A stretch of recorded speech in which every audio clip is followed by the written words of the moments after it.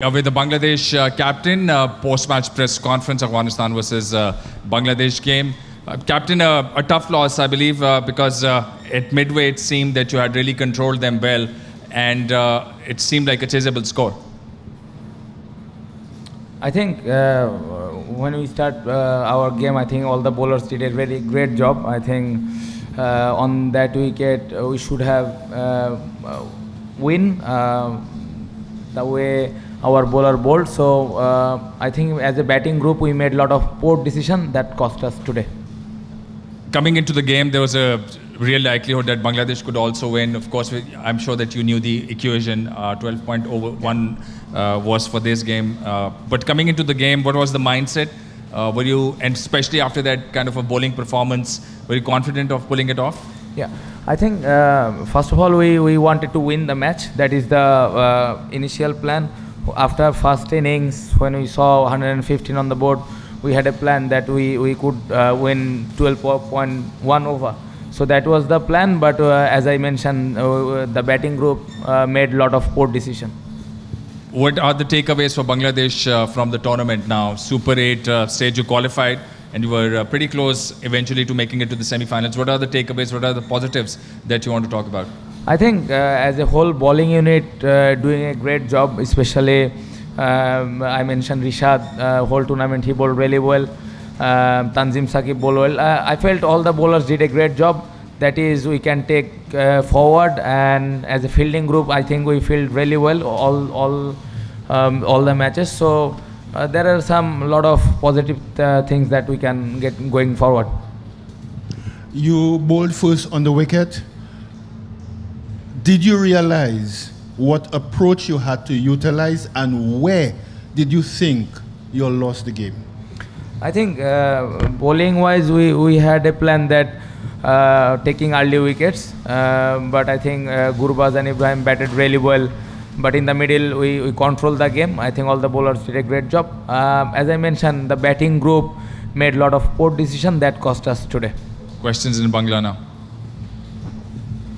Captain আমি তাসফিক পলক ক্রিক frenzy থেকে আমি যেহেতু একমাত্র হয়তো একাধিক প্রশ্ন করব তো প্রথমেই জানতে চাই যে আমরা তো আসলে সেমিফাইনালে যাওয়ার চেষ্টাটা নিশ্চয়ই করেছিলাম কিন্তু শেষ পর্যন্ত যখন আমরা যেতে পারলাম না এরপরে আমরা ম্যাচটাও আসলে জিততে পারলাম না এমন হার নিশ্চয়ই হতাশার তারপরে আসলে এই হারটাকে কিভাবে আপনি ব্যাখ্যা করবেন অবশ্যই অনেক হতাশার এবং অনেক কষ্টেরও কারণ এই ম্যাচ খেলতে আসার আগে সবারই পরিকল্পনা ছিল যে ম্যাচটা আমরা আগে জিতবো বাট ওই রকম সিচুয়েশন যদি হয় অবশ্যই এই চান্সটা আমরা নিব যেটা আমাদের হাতে ছিল আমরা ওটা নিতে পারি নাই এবং পুরা ব্যাটিং গ্রুপটাই আমরা খুবই বাজে বাজে ডিসিশন নিয়েছি আপনার কাছে কি মনে হয় যে ভারতের বিপক্ষে যে ম্যাচটা আমরা খেলেছি সেই ম্যাচটাতে কিছু ডিসিশন নিয়ে সমালোচনা হয়েছে এবং সেটার মাসুল এই ম্যাচটাতে দিতে হলো কিংবা বাংলাদেশ হয়তোবা সেই চেষ্টাটা করতে পারতো একটা ভালো কনফিডেন্স নিয়ে না ভারতের সাথে যে ম্যাচটা আমরা খেলেছি সবাই তার 100% দিয়েছে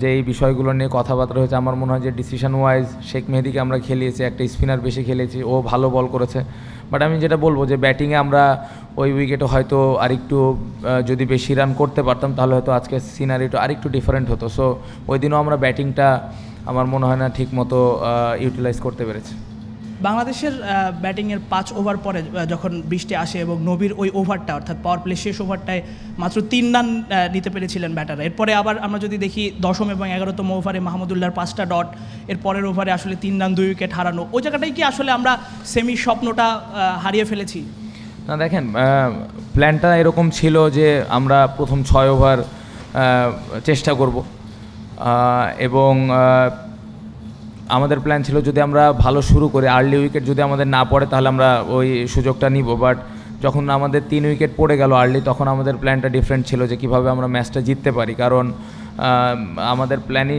আমরা কীভাবে ম্যাচটা জিততে পারি সো তারপরে আমি বলবো যে মিডল অর্ডাররা ওইরকম ভালো ডিসিশান নেয়নি যার কারণে আমার মনে হয় ম্যাচটা আমরা হেরে গেছি এবং তাওহিদ হৃদয়কে আমরা দেখেছি যে তিনি এখন দলের সেরা ব্যাটার যদি আমরা এই বিশ্বকাপে দেখি তাকে আমরা দেখলাম 6-এ নামানো হলো ওই সময়টায় আসলে তাকে কি একটু উপরে খেলানো যেত কিনা এবং যেহেতু বাংলাদেশ এখন বিশ্বকাপের পর্বটা শেষ আসলে যাত্রাটা শেষ তো আপনার কাছে ওভারঅল জার্নিটা কেমন ছিল যদি বলতেন ব্যাটিং অর্ডার নিয়ে আজকে খুব একটা আমরা এই যে এই মিক্স আপটা করেছি এটার কারণ হলো left hand right hand combination করার চেষ্টা করেছিলাম, এবং লিটন এক পাশে ব্যাটিং করছিল কারণ ওদের বোলিংয়ে অনেক ভেরিয়েশন ছিল। সো ওইটার কারণে left hand right hand combination করা ছিল এবং সবাই জানতো এটা, সবাই ক্লিয়ার ছিল।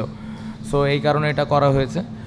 ওভারঅল পুরা টুর্নামেন্ট বলবো যে প্রথমে আমি বলতে চাই যে আমরা অ্যাজ এ টিম হিসেবে পুরো বাংলাদেশের ফ্যানদের লেট ডাউন করেছে, যারা আমাদের খেলা ফলো করে বা আমাদেরকে সবসময় সাপোর্ট করেন তাদেরকে আমরা লেট ডাউন করেছি।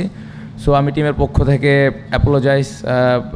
আমরা as a batting group specially আমরা দেশের মানুষকে ওরকম ভালো কিছু দিতে পারিনি, এটার জন্য অবশ্যই উই ফিল সরি, এবং গোয়িং ফরওয়ার্ড অবশ্যই আমাদের চেষ্টা থাকবে যে আমরা কিভাবে এখান থেকে বের হয়ে আসতে পারি।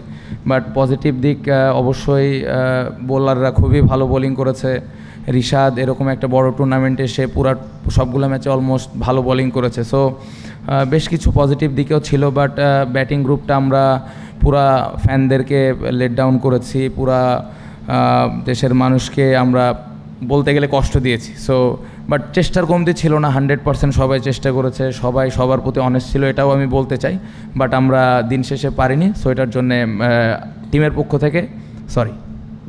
Thank you very much captain, thank you.